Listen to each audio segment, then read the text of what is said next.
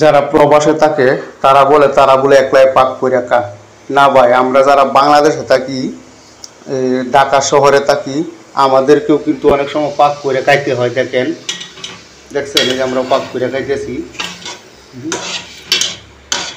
এটা হলো ছোটো একটা ইলিশ মাছ আনছিলাম, তো অর্ধেকটা তরকারি খাইছি আর অর্ধেকটা তরকারি রয়েছে।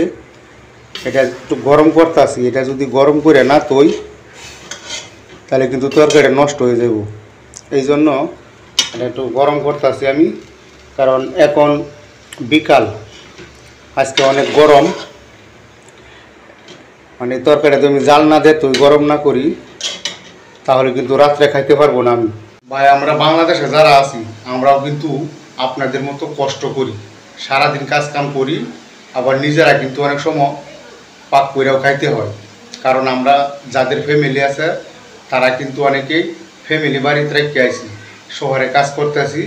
হয়তো আপনারা 2-3 বছর কিংবা তারও বেশি এই বাড়িতে আসেন, আর আমরা হয়তো দেখা গেল আপনার প্রতি মাসে কিংবা 6 মাসে 3 মাসে, মানে যখনই আমাদের মন চা আমরা কিন্তু ইচ্ছা করলেই ঢাকা শহর থেকে যার যার বাড়ি যাইতে পারি। হয়তো আপনারা সেই সুযোগটা কোনো সময় পান না আমাদের মতো। এইটুকু আপনার সাথে আমাদের ব্যবধান। এই যে আপনাদের সাথে কথা কইতে কইতে আমার তরকারিটা আর একটু থাকলে হয়তো পুড়িয়ে যেত।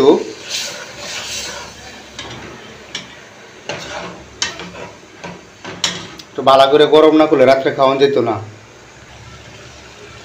মোটামুটি গরম হয়েছে, তখন আমি এটা ঘরে নিয়ে রেখে দেম। প্রচুর সরি আর ছোটো ইলিশ মাছ। আমি তরকারিটা এখন এই জায়গায় রেখে দিলাম। একটু হালকা একটু ঠান্ডা না হলে যদি ডাইকে রাখি, এভাবে যদি ডাইকে রাখি তাহলে এটা আবার গরম ডাইকে তরকারি নষ্ট হয়ে যাব।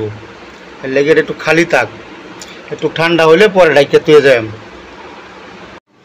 এই যে গড় ফ্যামিলি না থাকলে তো জানুনই, ঘরে কিন্তু ঠিক মতো যত্ন থাকে না অনেক সময়, কারণ সারাদিন কাজ করিয়া শরীরটা দুর্বল হয়ে যা,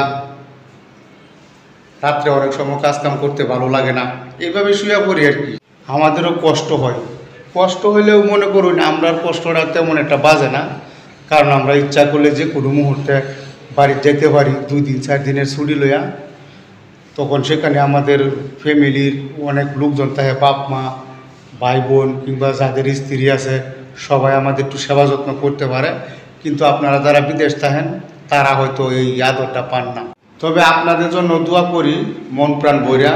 আপনারা যে যেখানে আছেন ভালো থাকবেন, সুস্থ থাকবেন। আল্লাহ যেন আমার প্রবাসী ভাইদেরকে একটু সুস্থ রাখে। আমি কিন্তু আপনাদের সাথে কথা কইতে কইতে আমার যে ওই যে তরকারিটা আমি রাখছিলাম, তরকারিটা কিন্তু এখন ঠান্ডা হয়ে গেছে। আমি এটা এখন এই যে ডাইকিয়া রাখলাম। আমারও এখন কাজের সময় হয়েছে, 1 ঘন্টা রেস্ট নিছি, এখন আবার আমি আমার কাজে চলে যাই। এটুকুই আমার বলা ছিল আপনাদের উদ্দেশ্যে। আপনারা সবাই ভালো থাকবেন, সুস্থ থাকবেন। যদি আগামী কোনো ভিডিও ছাড়ি তাহলে হয়তো আপনাদের সাথে সেই ভিডিওতে আমার আবার দেখা হবে।